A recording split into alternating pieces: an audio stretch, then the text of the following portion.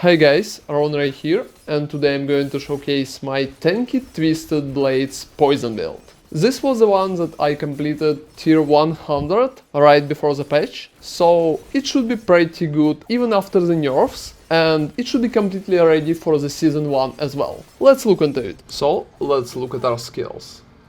I'm tanking Puncture as a basic attack, which is pretty much obvious, together with Fundamental Puncture, which should help apply vulnerable.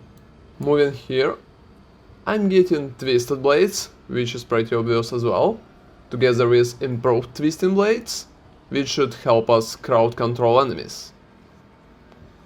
I'm also taking Sturdy and the Siphoning Strikes, so we'll have more of the sustain. I'm taking Shadow Step, with Methodical Shadow Step here, which should be really helpful when we will need to crowd control distant enemies. I'm taking Weapon Mastery as well, Concussive here, together with Trick Attacks. I would say only one rank is pretty much enough for the Trick Attacks, yet you can take like second level or maybe even the third if you think it will help you. Moving here, I'm using Dark Shroud. I'm using it from panels since I think it's easier way to always have shrouds on you.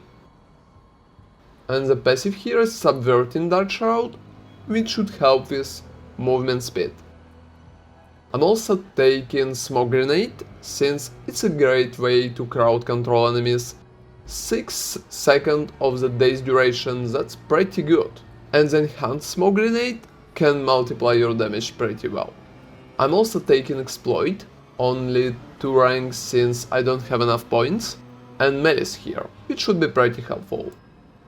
I'm taking the max rank for the Poison Imbuement, together with Blended Poison Imbuement for the maximized poison damage.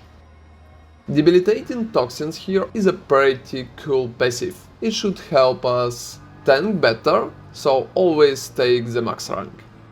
I'm also taking this one, since we can always apply Chill to the enemies together with Penitent Griefs. Here I'm taking a Narration and 1 point in the Alchemist's Fortune. If you have a little more points, you could always add them here to the Alchemist's Fortune, since it's a pretty good passive. And the key one is Momentum, which should help us tank better. If we will need for some reason to do more damage, we can always swap to the Close Quarter Combat, which is a decent option as well. Therefore, this is the setup. That should be pretty simple. Let's move forward to the Paragon points. Alright, let's look at our Paragon points. The main goal of the Paragon right now to maximize the armor and amount of survivability and punishment our character can take. So let's look deeper into it. I'm starting with Efficacy to maximize armor here and take a little bit of damage. I'm moving through the right, taking Prime, together with Resilience. I'm also taking the Lawless and the Skillful as well. The next board is Cunning Stratagem, which is pretty obvious as well. And the glyph here is Exploit. This one is pretty obvious, we could change it for even more armor, yet it's a pretty good option here. I'm also taking all the armor possible together with Lawless again, and Finisher for more damage. I'm avoiding Strength here and here, since we don't have enough points to get it. And I'm also exiting through the left. The next board is Tricks of the Trade.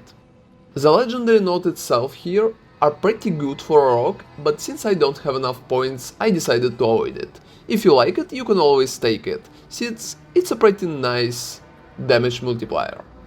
The glyph here is Diminish, for more armor. That's a pretty good one, since it gives a lot of damage together with Focused here. I'm avoiding taking too much strength here, since we don't need it, and exiting through the top, taking Brawler together with damage reduction from close enemies. The next board is Cheap Shot. I don't think it's a really good one by itself, but since it's only 5 points, you could always move here and take the cheap shot itself. but you will need to think what you will want to abandon for it. As an option, you can always do it like this and take the cheap shot itself. But I prefer to have a little more armor, which spread here can provide. And the glyph here is closer to maximize our damage, which is a pretty good option as well. I'm taking both armor here and here, together with Devios and Vials. I'm exiting to the left and taking exploit weakness here. The glyph here is Turf, which should help us with tanking better and do more damage. I'm also taking Artifice, even if I don't have enough stats for the bonus. This one is a pretty basic one, we don't need to put a lot of stats here, and we can just move forward to the next board. I'm also exiting to the right, and taking Bane here, and the board is Eldritch Bounty. Bane is a pretty good option for this board, and could help us with dealing damage. We can also take Ready Supply and maybe even Eldritch Bounty if you will decide to drop one of the boards, so always keep it in mind as a possible option. Here I'm exiting through the top and taking the last board, which is No Witnesses, together with Tracker. So I'm taking Knowledge to the left and Training, which both are pretty good options. I'm also trying to get a lot of intelligence to have maximized damage output to the poisoned enemies, which is a main part of our build. This is it with Paragon board, you can always experiment with it a little, since it's a pretty good option. And the specialization is combo points. Let's move to our items. The item situation after the page could be a little tricky, yet I still think it should work pretty good. Let's look into it. I'm using the crossbow with damage to closed enemies, since it's a pretty good bonus, especially after the nerf. And I'm using the aspect of the blade dancer here, since I think it's better than the attack speed. To the left I'm using two swords, one with accelerating, which should help us with more attack speed for our core skills, and such simple stats as vulnerable, core skill damage, dexterity and stuff like this. And to the right I have a sword with aspect of corruption, which is still pretty good, especially for poison based builds. The main stats are pretty much the same. So the first ring is the aspect of the smiting, which should help us with increased crowd control duration. So this is the main point. You could roll like critical strike chance here, like a hit chance, vulnerable damage and critical strike damage. I wouldn't say this ring is too good. So here I'm using the same ring, you should aim for critical strike chance, like a hit chance, critical strike damage, and critical strike damage with imbued skills. The aspect here is bursting venoms, which is pretty important for our build, since we will need to apply poison as often as possible. The amulet is an aspect of disobedience to get as much armor as possible. It's a little worse after the patch, yet it's still pretty good. You could try to roll armor and damage reduction from close enemies or pure damage reduction here, yet I was unable to roll it, so I have a cutthroat skill damage and energy cost reduction, which is pretty alright.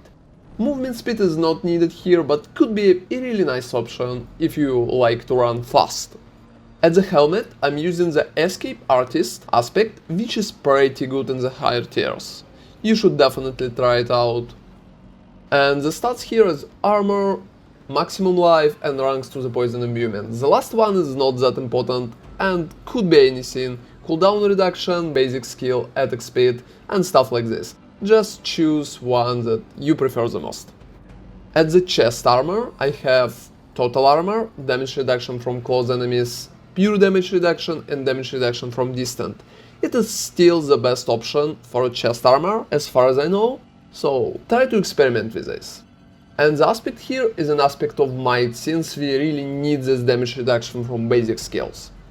At the gloves, I'm using the aspect of shared misery, which is pretty important for crowd control, with this build. You should definitely try to aim for a better chance, but even the one from the codex is pretty much alright, try it out. And the stats here are pretty simple as well, it's attack speed, critical strike chance, twisting blade ranks and critical strike damage with imbue skills. The pants are pretty simple as well, you should have an armor, damage reduction of all kind, and that's pretty much it. The aspect here is cheats, since it can help us to get less damage from crowd control enemies, and we always crowd control them since we have a lot of chilling around us. The boots are penitent greaves, since we pretty much need to crowd control enemies for a lot of our stats to work. So that's pretty much it with items. You could still change a few things here and there. For example, you can change escape artist at the helmet, and you can try to change shared misery. But I still think this combination is pretty good. The only thing that is possible to change is escape artist. You can still experiment with it and let me know in the comments how it went for you. So that's pretty much it with our items, and I think even after the patch, the build should be pretty alright for all the higher Nightmare Tier dungeons. And here is the piece of gameplay I filmed after the patch in Tier 100 Nightmare Dungeon. Please keep in mind that it's the pre-season still, so we don't have a lot of power, mostly provided by new hearts, which can significantly improve the damage. Yet I would say the build is pretty viable, and if we will be cautious, we can definitely clear 100 even just like this. I would also say that Beastmen not a really good option for Tier 100 push, so that's cool that build could feel pretty alright even against them.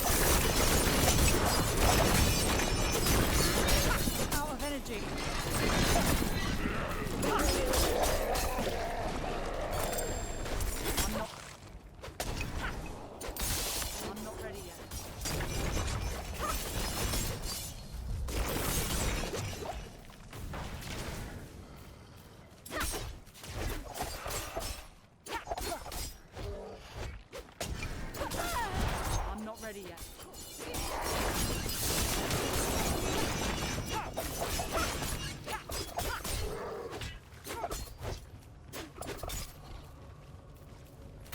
I need more time.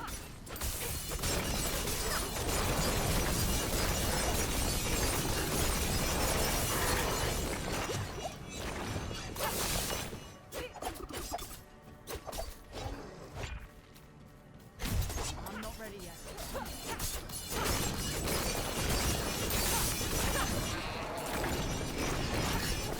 Thank you very much for watching, like and subscribe for more Diablo 4 content, and see you next time!